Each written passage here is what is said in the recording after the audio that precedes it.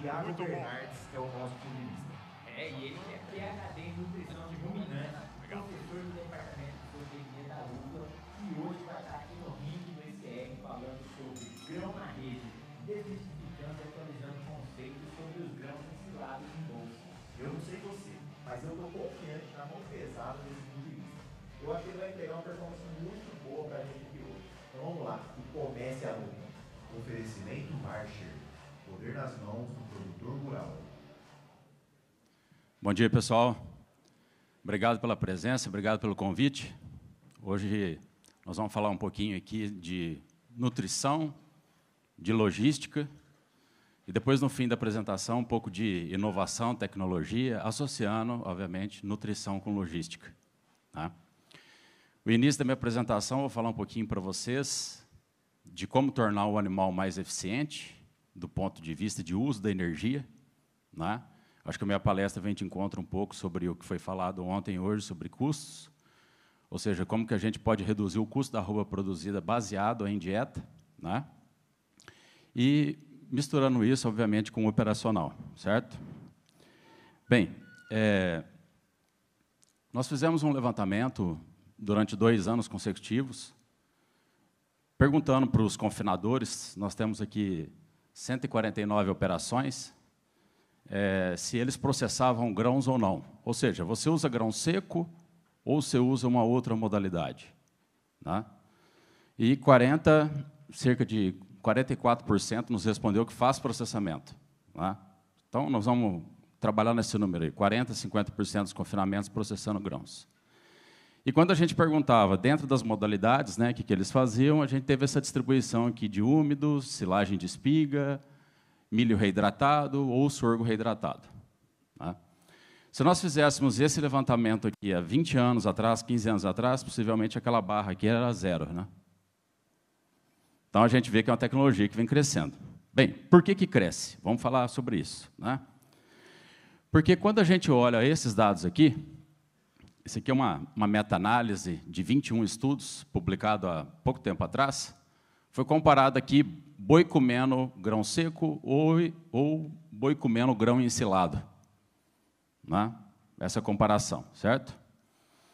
E quando nós olhamos aqui para os dados de peso corporal inicial, peso corporal final, GMD, rendimento de carcaça, você alimentar com grão seco, grão ensilado, não mexe em absolutamente nada.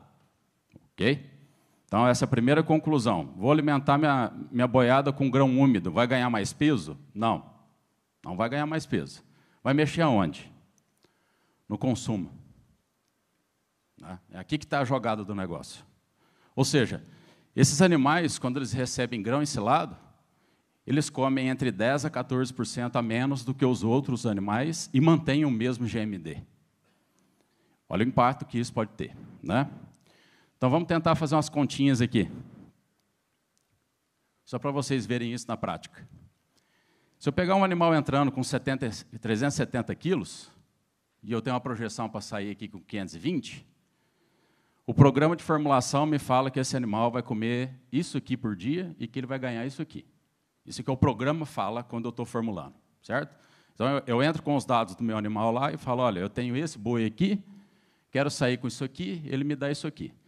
Se ele está comendo isso e ganhando isso, para ele chegar aqui e sair aqui, eu vou usar 95 dias. Agora, vamos transformar isso para arroba. Eu estou entrando com um animal de 12,3 arrobas e vou sair com um animal de 19,4 arroba. Então, líquido, daqui até aqui, esse animal vai ganhar 7 arrobas. Tudo que vocês fazem lá. Agora, vamos olhar para cá. Se eu estou alimentando essa boiada com grão seco durante 95 dias, e vai comer isso aqui,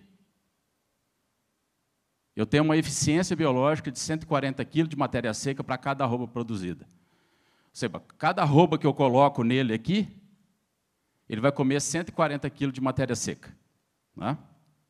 Ao passo que o animal que está comendo um grão ensilado, pelo mesmo período, ele vai comer 9 kg de matéria seca, e ele vai ter uma eficiência biológica de 120 quilos por arroba produzida. Então, ele vai comer 20 quilos a menos por dia, por arroba produzida. Né? E se a gente coloca aqui uma projeção de 20 quilos por 7 arrobas, num custo de dieta 1,25, e num confinamento de 3.000 animais, não vou aumentar o número de animais ali, senão o Tiago está forçando o cálculo. 3.000 animais, esse confinamento aqui ele tem uma economicidade de R$530 mil. Só pelo fato de ter trocado a fonte energética. Por que que isso tem um forte efeito no animal? Porque 70%, basicamente, do que a gente coloca é grão, é milho, né, nas dietas. Obviamente, a gente tem os subprodutos, São Paulo, né, polpa cítrica e outras regiões. Mas o componente energético é o mais importante, é o que mais impacta no custo da arroba produzida. Certo? Bem, agora explicar um pouquinho para vocês por que que o animal fica mais eficiente. Porque antes eu mostrava esses dados aqui, as pessoas, ok, entendi, mas o que que eu faço com o boi? É importante para vocês entenderem por que que o seu animal fica mais eficiente. Um boi magro hoje vai ter um custo médio Brasil aí de 2.800. Ele tem um custo para você. Vamos arredondar 3. Num confinamento de 3.000, você tem 9 milhões imobilizados durante 100 dias.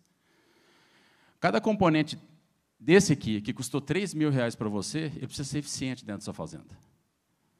Eu falo para meus alunos assim, é a mesma coisa você ter uma fábrica de cadeiras e cada funcionário consegue fazer uma cadeira por dia. Mas imagina se cada funcionário fizesse 1,5 cadeiras por dia. E se cada funcionário fizesse 2 cadeiras por dia? Por quê? Porque o teu funcionário ele tem um custo, e o boi tem um custo para você. Ele tem uma unidade lá, você tem uma unidade boi lá dentro. Ele precisa ser eficiente. E por que que ele fica mais eficiente? Porque quando a gente dá amido para ele tem a oportunidade de digerir aqui no rumen, ou no intestino delgado, ou no intestino grosso. Não digeriu em nenhuma desses 3 lugares, o que vai acontecer? Vai sair aqui nas fezes, que é o que a gente chama de amido fecal. Ah, por que medir amido fecal? Porque nós estamos medindo a eficiência desse animal em digerir o nutriente, que é um dos mais importantes para ele em termos quantitativos. Certo? Então, por que que o animal fica mais eficiente? Vamos entender isso. Né? O que que acontece? Se a gente dá grão inteiro para ele vai ter uma degradação ruminal de cerca de 60%. E se a gente vai processando, quebrado, moído, floculado ou ensilado, veja que isso aqui vai aumentando. Né? Então, começa a degradar mais onde? No rumen. Então, quando a gente está fornecendo milho ensilado, nós estamos aumentando a degradação ruminal. Bom, então essa é uma mensagem. Só que quando você aumenta a degradação ruminal, você aumenta a degradação intestinal no animal. O gráfico mostra a mesma coisa. Aqui eu tenho milho quebrado, milho moído, milho ensilado e milho floculado. Qual que é a tendência aqui? É de aumento. Então, eu estou aumentando a degradação no rumen e vou aumentar a degradação no intestino. E por que que eu estou preocupado em aumentar também a degradação do intestino? Por que que o rumen tem um reflexo no intestino? Porque o animal ruminante, ele é muito ruim para digerir amido no intestino. Nós, seres humanos, suínos, mais de 95% do amido que chega no nosso intestino é digerido. O do boi é 50% do amido que chega só é digerido. Então, ele tem uma deficiência. E o que esse gráfico aqui está mostrando? Esse gráfico está mostrando o seguinte, quanto menos amido chega no intestino, mais eficiente ele é. Então, ele ingeriu, aumentou a degradação no rumen, sobra menos amido para o intestino. Se sobra menos amido para o intestino, ele se torna mais eficiente, obviamente, é menos amido, menos milho ou sorgo que ele está jogando nas fezes. Ok? Bom, explicado isso, vamos ensilar. Quando nós vamos fazer silagem de grãos úmidos ou reidratados, nós temos duas estratégias de estocagem. Ou a gente faz isso num silo trincheira, como está mostrando aqui. A foto cortou um pouquinho aqui, mas aqui tem sorgo reidratado, conservado, certo? Ou nós podemos fazer dessa forma aqui, usando bolsa. Ambas as tecnologias vão ter vantagens e desvantagens. Hoje, obviamente, eu vim falar da estratégia de falar de silo bolsa, né? Não estou aqui ressaltando que é a melhor estratégia de estocagem, mas é uma das estratégias de estocagem que a gente tem. E quais são as vantagens que nós, de repente, poderíamos aproveitar que esse tipo de tecnologia nos oferece? Então, a pergunta é, quais são as vantagens de quando eu parto para um silo bolsa em detrimento a um silo trincheira? Aí eu vou colocar alguns pontos aqui para vocês, né? Primeira coisa, conserva muito bem. Por quê? O grão, quando está entrando e está sendo processado, ele entra diretamente na bolsa. O que isso significa? Não tem contato com o oxigênio. Então, veja que silagem é um processo fermentativo, não pode ter oxigênio, precisa ter anaerobiose. Então, se rapidamente eu tenho aqui a fermentação iniciando, eu tenho menos perdas. Essa seria uma vantagem, né? Segunda vantagem, eu tenho flexibilidade no local de confecção. Essa foto mostra isso, né? Eu tenho sorgo, milho, oportunidade de compra, não tenho onde estocar, estou com a minha trincheira cheia, o que eu posso fazer? Eu posso colocar isso em outros lugares da propriedade. Me permite fazer isso, né? Ao passo que uma estrutura fixa é uma estrutura sempre fixa, tá? Então, traz flexibilidade. Outro detalhe, eu posso estocar diferentes matérias-primas com diferentes históricos dentro do mesmo silo. Exemplo dessa fazenda aqui, né? Para cá eu tenho um histórico, para cá eu tenho outro. Basta a fazenda indicar que aqui está tendo uma divisão, e o momento em que eu venho retirando o alimento da bolsa nesse sentido, a hora que eu chegar aqui, o que eu faço? Eu analiso o amido novamente, eu refino a formulação da minha dieta. Então, dentro da mesma bolsa, você pode ter diferentes produtos, né? Outro detalhe, tem variabilidade na capacidade de estocagem. A gente tem discutido aqui oportunidades de compra de insumos em determinados momentos e que, às vezes, você fica refém do seu poder de estocagem, né? Então, se tem variabilidade, você pode aplicar essa vantagem da variabilidade. E, por fim, todas as vezes que nós fazemos silagem de grãos em bolsa, a gente expõe menos o painel ao oxigênio. Então, nós teríamos aqui, por exemplo, 6 metros quadrados, obviamente eu exagerei aqui, contra 60 metros quadrados. Isso aqui não é silagem de grãos, isso aqui é silagem de espigas, num confinamento aqui no Triângulo Mineiro. Mas, obviamente, o que eu estou querendo dizer com isso? Tem muita gente que tenta fazer silagem de grãos dentro da fazenda, tenta usar o silo trincheira, que já estava pré-construído, e aí ele tem um painel tão exposto que aí o material começa a se perder, a se deteriorar, a mofar, a jogar fora, a dar micotoxina para o boi, há uma série de problemas negativos, ao passo que, quando você está trabalhando com bolsa, você expõe menos o alimento ao oxigênio. Bem, dito tudo isso, vamos no caminho, então, da gente aumentar o processamento do amido, que é o que a gente quer. Nós não queremos fazer o animal ser eficiente? Sim. E quais as estratégias que nós temos numa ordem cronológica? Umidade, processamento, uso ou não de inoculante e o tempo de estocagem, até chegar no fornecimento para o animal. Então, você que está aí, que já faz silagem de grãos ou que pretende fazer, e se você quer realmente ter efeito disso aqui, você precisa olhar para esses fatores aqui. Então, vamos lá. Aonde que a gente não pode errar? Eu não posso errar na umidade, eu preciso ter 35% de umidade em média. Por quê? Porque eu preciso fazer os micro-organismos crescerem. Não vou explicar para vocês, porque a gente leva um pouco de tempo, mas guarde esse número. Precisa ter umidade suficiente para o micro-organismo crescer, tá? Eu não posso estocar grão com menos de 30% de umidade aqui, porque, senão, eu afeto o processo fermentativo. Isso depende de quem? Depende de nós, depende do monitoramento. Ok?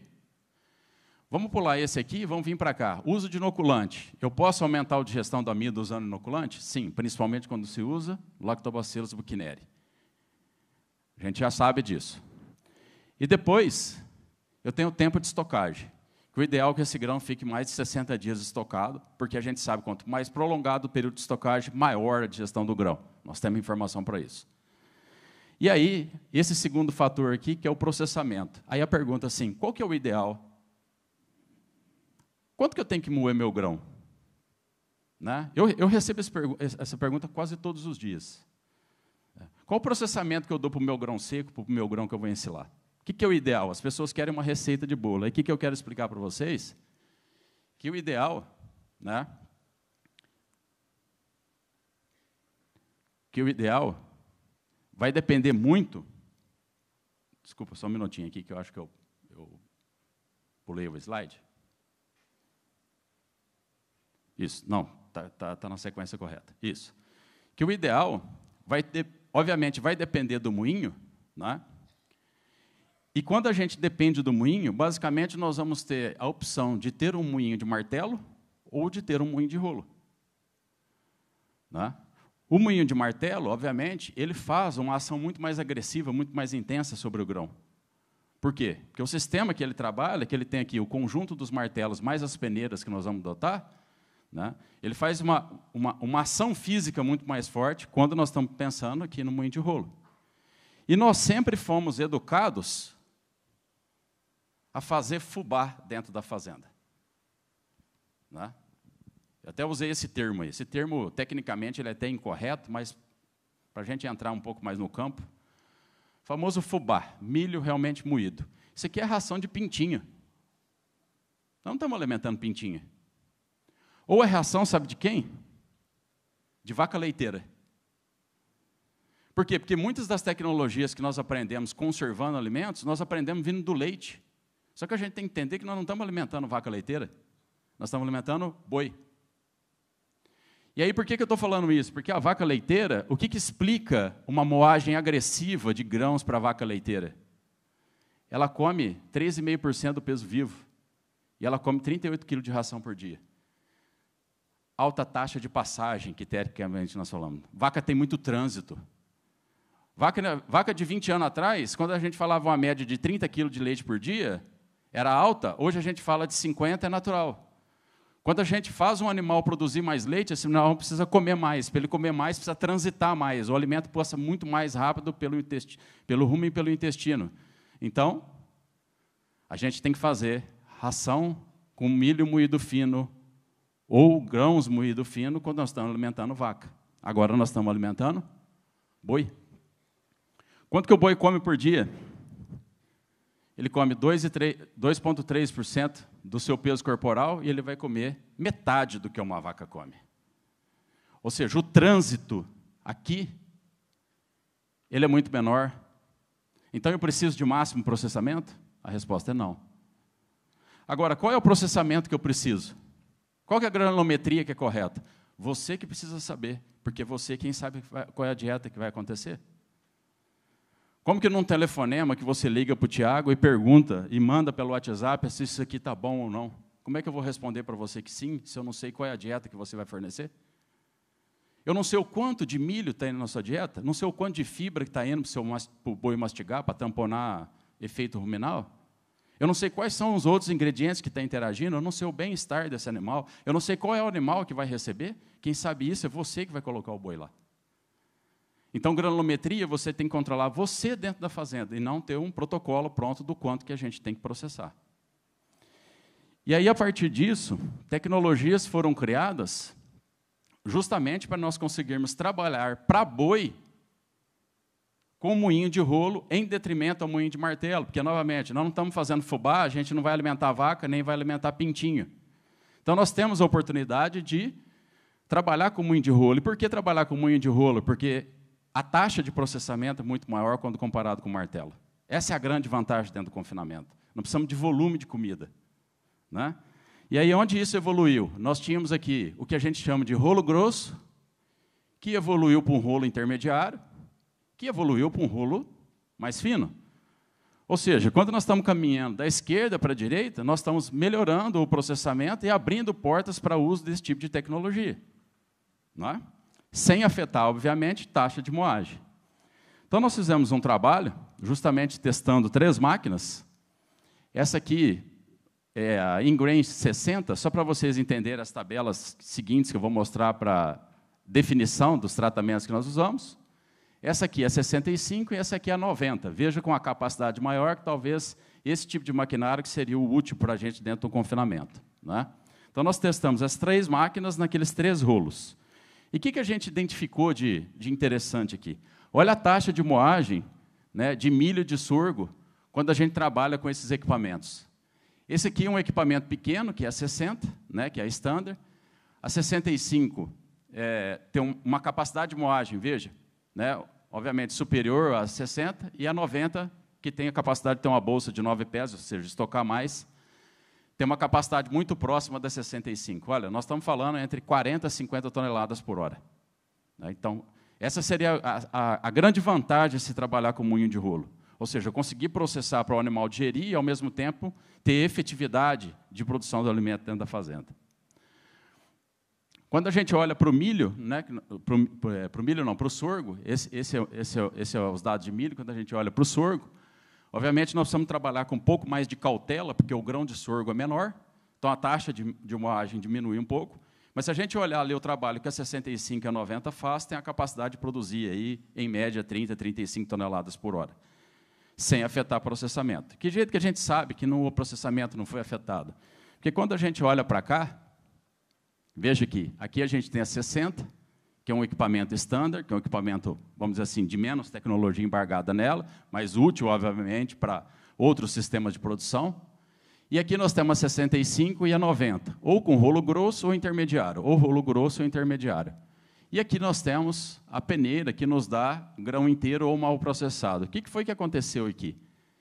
De 6% caiu para 3%, de 10% caiu para 4%. Isso para quê? Para milho. Então, o desenvolvimento desses rolos está nos mostrando o quê? Eu consigo ter alta taxa de moagem e eu consigo também ter grãos processados. Quando a gente olha para o sorgo, né, os dados de sorgo,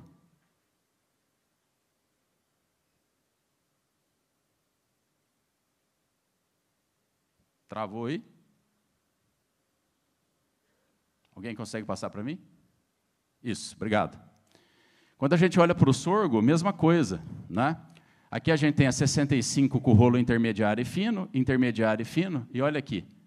Os grãos mal processados, aqui a gente mudou a peneira, mas isso daqui identifica mal processados ou grãos inteiros. Aqui cai de 6 para 1, aqui cai de 9 para 1,8.